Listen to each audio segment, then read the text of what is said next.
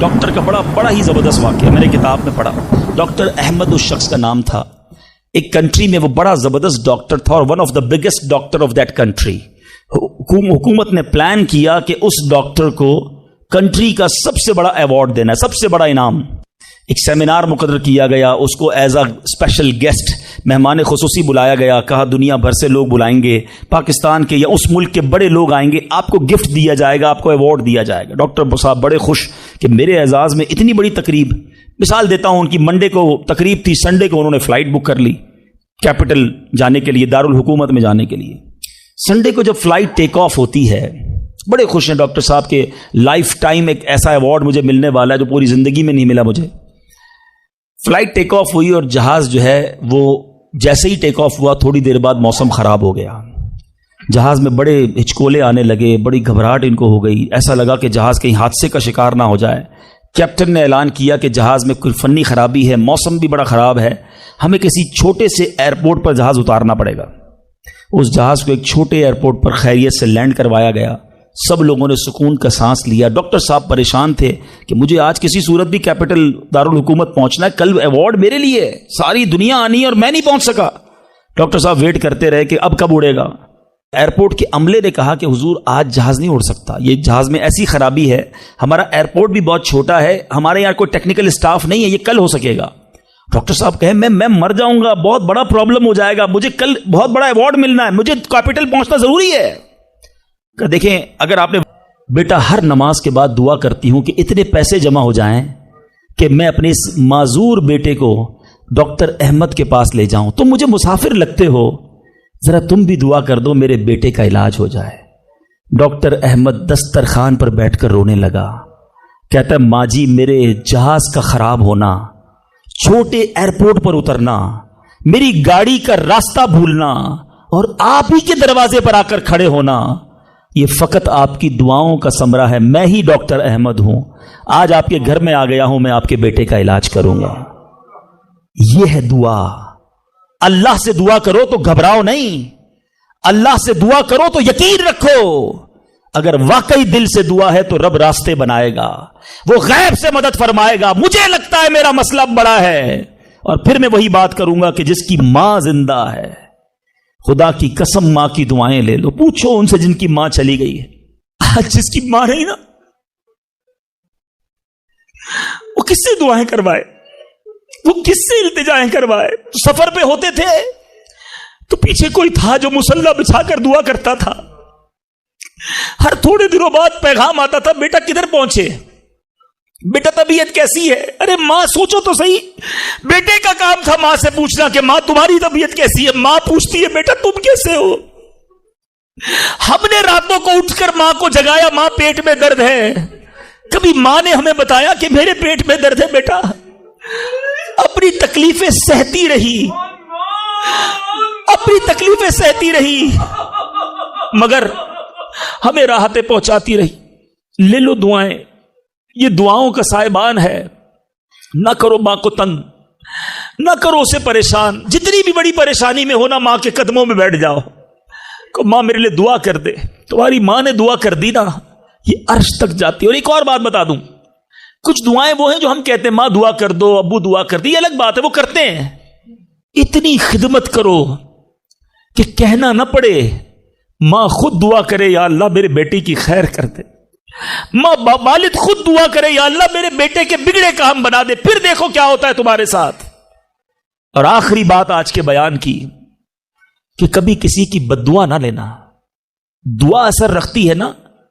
پیش ہے حسن کو اگر آپ کو لگتا ہے نا کہ یار میرا چلتا کاروبار خراب ہو رہا ہے, میری زندگی میں پرابلم شروع ہو گئی ہیں, میرے گھر میں بڑی خوشیاں تھیں, آہستہ آہستہ چیزیں خراب ہو رہی ہیں, فوراً چیک کرو کسی پر ظلم تو نہیں کیا, کسی کی ہائے تو نہیں لی. ایک بار میں نے ایک واقعہ, اسی کتاب میں یہ واقعہ بھی پڑھا کہ ایک مچھیرا تھا اور ایک پولیس والا کوتوال اس مچھلی بازار میں گیا اور اس نے دیکھا بڑی تازہ مچھلی مچھیرا بیچ رہا ہے. کہا کتنے کی ہے, دکھاؤ ذرا. اس نے کہا صاحب اتنے 100 روپے کی ہے. کہا کبھی ہم نے کسی کو پیسے دیے؟ مچھلی چھینی اور چلا گیا. وہ غریب مچھیرا بڑی چیخیں ماری کہ بھائی میری روزی ہے، میں نے آج بچوں کے لیے کھانا لے کر جانا ہے، مگر اس پولیس والے نے نہیں سننا تھا. وہ اس مچھلی کو لے کر چلا گیا. مچھلی اتنی فریش تھی کہ وہ پھڑک رہی تھی. اسی پھڑکنے کے دوران اس مچھلی نے اس پولیس والے کے انگوٹھے پہ کاٹ لیا. نارمل سا تھا معاملہ تھا. گھر آ گیا، گھر آیا، بیوی کو کہا مچھلی پکاؤ، فریش فش لایا ہوں. مگر تھوڑی دیر بعد انگوٹھے میں درد شروع ہو گیا. اور آپ جانتے ہیں انفیکشن کس کو کہتے ہیں، چیزوں کا خراب ہونا کس کو کہتے ہیں. اس کے انگوٹھے میں شدید پین شروع ہو گیا، بہت درد. کھانا بعد میں کھاؤں گا، پہلے دوست ڈاکٹر ہے اس کے پاس جاتا ہوں. اس کے پاس گیا، کہا ڈاکٹر صاحب دیکھیں یہ انگوٹھے میں کیا ہو گیا ہے، بہت لال ہو گیا، بہت درد ہو رہا ہے. کہا اس میں زہر پھیل گیا ہے، ابھی ڈیسائیڈ کرو ورنہ یہ انگوٹھا نہیں کاٹو گے تو ہاتھ کاٹنا پڑے گا. کہا اچھا. ہاں، انگوٹھا کٹوایا، گھر آیا، بڑا افسردہ کہ انگوٹھا ہی کٹ گیا. ابھی دسترخوان پر بیٹھا تو ہتھیلی میں درد شروع ہو گیا، ہتھیلی لال ہونا شروع ہو گئی، بڑی بڑی تکلیف. پھر گیا ڈاکٹر کے پاس کہ ڈاکٹر صاحب آپ نے کہا تھا انگوٹھا کٹوا دو، ہتھیلی بچ جائے گی، ہتھیلی بھی لال ہو گئی. کہ بیٹا اس میں بھی انفیکشن ہو گیا ہے، فوری فیصلہ کرو، میری عقل کام نہیں کر رہی ورنہ ایسا نہ ہو تمہارا پورا بازو کاٹنا پڑے. مرتا کیا نہ کرتا، ہتھیلی کٹوائی. پھر گھر آیا، پٹی بندی ہوئی ہاتھ پہ، آنکھوں میں آنسو ہیں، تڑپ کے لیٹا. لیکن رات چین سے نیند نہ آئی، ہاتھ میں درد ہونا شروع ہو گیا، پورا ہاتھ لال ہو گیا، پریشان. ڈاکٹر کے پاس جانے والا تھا، اس کا ایک دوست بڑا سمجھدار تھا، وہ دیکھ رہا تھا کہ شام انگوٹھا کٹوایا، پھر ہتھیلی کٹوائی، اب ہاتھ کے لیے تڑپ رہا ہے. خیر ایک بات بتاؤ، آج تمہارے ساتھ کوئی واقعہ ہوا ہے کیا؟ تم نے کوئی کام کیا ہے؟ کہتا ہاں، میں ایک غریب مچھیرے سے مچھلی چھین کر آیا ہوں. وہ روتا رہا، میں اس کا جواب میں نے نہیں دیا. وہ دوست بڑا سمجھدار تھا، کہ جلدی کرو اس مچھیرے سے معافی مانگو ورنہ ایک ایک کر کے پورا جسم کٹ جائے گا. راتوں رات دونوں دوست بھاگے، اس مچھیرے کا گھر ڈھونڈا، آدھی رات کو اس کے گھر پہنچے اور اس پولیس والے نے ہاتھ جوڑ کر کہا کہ دیکھو میرا ہاتھ کٹ گیا ہے، مجھے اللہ کے واسطے معاف کر دو. اور مزے کی بات یہ ہے غریب کا دل بہت بڑا ہوتا ہے، ظلم بھی ہوا تھا پھر بھی اس نے کہا جا میں نے تجھے معاف کیا. اس دوست بڑا سمجھدار تھا، اس نے مچھیرے کو پکڑ لیا. کہا ایک بات تو بتاؤ، جب یہ تم سے مچھلی چھین کر گیا تم نے کچھ کہا تھا کیا؟ کہتے ہاں میں نے اللہ کی بارگاہ میں دعا کی تھی. کہا یا اللہ میں کمزور ہوں، یہ بندہ مجھ پر ظلم کر کے میرے بچوں کی روزی لے گیا ہے، میں اس کا کچھ نہیں بگاڑ سکا. اے اللہ میرا بدلہ تو نے لینا ہے، اے اللہ میرا بدلہ تیرے ذمہ ہے، اب تو اپنی قدرت سے میرا بدلہ لیجیو. اے میرے میٹھے اسلامی بھائیوں، یاد رکھنا، ہائے نہ لینا کسی کی، تکبر نہ کرنا کہ میں بڑا کرو فر والا ہوں، میں انجینئر، میں ڈاکٹر، میں پروفیسر، میں سیٹھ. آج آپ کچھ بھی ہیں، یہ اللہ نے آپ کو دیا ہے. ایک ہائے لگ گئی نا، اللہ کے کسی بندے کو تکلیف پہنچا دی اور اس نے ہاتھ اٹھا دیے. یہ دعا بڑی کمال کی چیز ہے، طوفان ٹال بھی دیتی ہے اور برباد بھی کر دیتی ہے. بربادی سے بچنا ہے، لوگوں کی دعائیں لیجیے. زندگی میں ایسے کام کرنا میٹھے اسلامی بھائیوں کہ میری غیر موجودگی میں بھی لوگ دعا دے کہ کیا بندہ ہے، کیا ملتا ہے، کیا اخلاق ہے.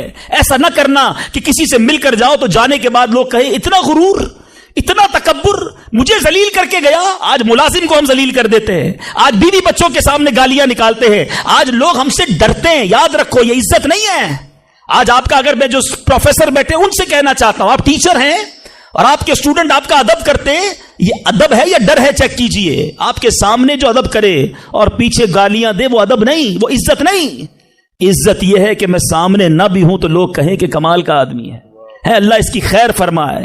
کاش میں ایسی زندگی گزارنے میں کامیاب ہو جاؤں، آپ گزارنے میں کامیاب ہو جائیں کہ جب دنیا سے جائیں نا تو لوگ ہاتھ اٹھا کر دعا کریں، مغفرت کی دعا کریں، ہمارے اچھے کام انہیں یاد آئے. لوگوں کے دلوں میں نفرتیں نہ ڈالو. آج کسی پر ظلم کر کے، روب جما کر، اس کو دھوس میں لے کر ہم اپنا کام تو نکال لیتے ہیں، مگر یاد رکھنا وہ بھی بندہ رب کا ہے، اللہ کا بندہ ہے، نبی پاک کا امتی ہے، اس کا بھی کنیکشن ہے. اور اگر تڑپ کر اس نے دعا کر دی نا تو ہماری بربادی کوئی نہیں